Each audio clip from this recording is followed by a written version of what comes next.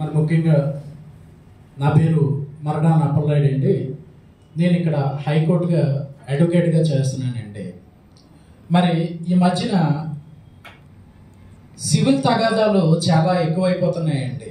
దానికి కారణం family fake సర్టిఫికెట్లు కూడా చాలా ఎక్కువైపోతున్నాయండి.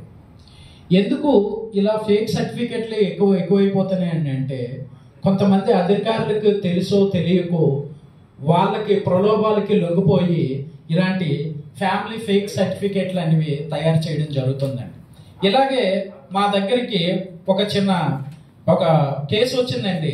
ఆ కేసు తిరుమల రవికుమార్ గారు అని ఎక్స్చేంజ్ డిపార్ట్మెంట్లో పనిచేస్తూ 2019లో చనిపోయారండి. ఈమెని 1991లోని ఈమెను మ్యారేజ్ చేసుకున్నారండి. ఈ తిరుమల రవికుమార్ గారు లీగల్గా మ్యారేజ్ చేసుకున్నారు. వాళ్ళిద్దరికి ఒక సంతానం వచ్చిందండి. ఆమె పేరు తిరుమల వైష్ణవి అండి. ఈ సంతానం విషయంలోనే ఆయన వీళ్ళకి తెలియకన్నా 2008లోనే ఈమెకి తెలియకన్నా ఇంకో వివాహం చేసుకోవడం జరిగిందండి. మరి నేను ఒకటే అడుగుతున్నానండి, 2019లో ఈయన చనిపోయినప్పుడు ఈమె పేరు మీద, వైష్ణవి పేరు మీద తనకున్న ప్రాపర్టీస్ అంతా ఆయన క్యాన్సర్ తోటి బాధపడుతూ, అల్సర్ తోటి బాధపడుతున్నప్పుడు ఈమె పేరు మీద రాయడం జరిగిందండి. ఈ విషయంలో రెండో వైఫ్ తిరుమల రజనీశాంతి అనే ఒక వ్యక్తి ఏం చేసిందని అంటే, తన చెల్లి కూతురికి కూడా ఒక గిఫ్ట్ డాక్యుమెంట్ ఒకటి తయారు చేసిందండి. దానికి కారణం ఒక ఫేక్ ఫ్యామిలీ సర్టిఫికేట్ తయారు చేయడం వల్ల 5 కోట్లకు సంబంధించిన ఆస్తిని ఆమెను అమ్మడానికి ఒక family certificate, fake family legal heir certificate చేసుకుందండి. దీనికి అది కాకినాడలో తయారు చేసుకున్నారండి సర్టిఫికేట్. దీనికి మేము సిపి శంకర బాక్షి గారికి స్పందించి మేము వెళ్ళడం జరిగితే ఆయన కాకినాడ కలెక్టర్ గారికి చెప్పారండి.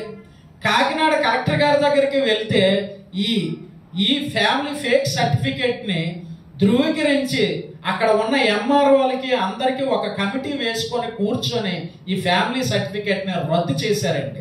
రద్దు చేయడమే కాకుండా ఈ ఫ్యామిలీ సర్టిఫికేట్ రద్దు చేయడమే కాకుండా అక్కడ స్థానికులైనటువంటి డిఎస్పి గారి దగ్గరికి కూడా పంపించారు. ఆయన పేరు హనుమంతరావు గారండి. ఆయన దగ్గరికి కూడా చెప్తే ఆయన కూడా ఖచ్చితంగా సర్పవరం పోలీస్ స్టేషన్ సిఐ గారికి ఇది విన్నవించారండి. ఆయన అక్కడ కేసు కట్టడం కూడా జరిగిందండి. మరి ముఖ్యంగా కోర్టులోని మెడ్రాస్ హైకోర్టు కూడా దీనికి ఇలాంటి ఫ్యామిలీ ఫేక్ సర్టిఫికెట్లని నిరోధించడానికి ఆల్రెడీగా ఒక కఠినమైన చట్టాన్ని ప్రవేశపెట్టిందండి. అది వీళ్ళకి నేను చెప్తున్నానండి మీడియా మిత్రులకి, ఏంటి అని అంటే ఆ చట్టం ఎవరెవరైతే అధికారులు ఉన్నారో, సంబంధితులు ఉన్నారో దీంట్లో వాళ్ళకి ప్రతి ఒక్కరికి కఠిన శిక్షలు అండి విధించారండి. ఆనాడు మెడ్రాస్ హైకోర్టు, ఈనాడు చెన్నైగా పిలువబడుతున్న మెడ్రాస్ హైకోర్టు ఆ రోజులో వీళ్ళకి శిక్షలు ఇచ్చారండి. ఈ రిపోర్ట్ ఆధారంగా వీళ్ళకి మేము న్యాయస్థానం తరపున న్యాయం చేయడానికి మరి మీడియా మిత్రుల దగ్గరికి మేము తీసుకొని వచ్చామండి.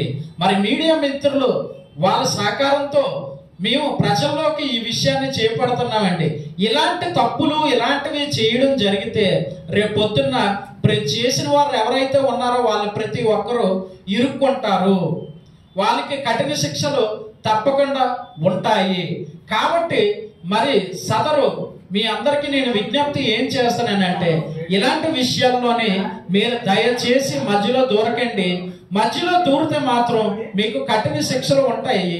మరి తెలిసిన కేసు వీళ్ళే ఇంత సఫర్ అవుతున్నారు, చాలా బాధలు పడ్డారు. మరి తెలియకన్నా చాలా మంది ఉన్నారు.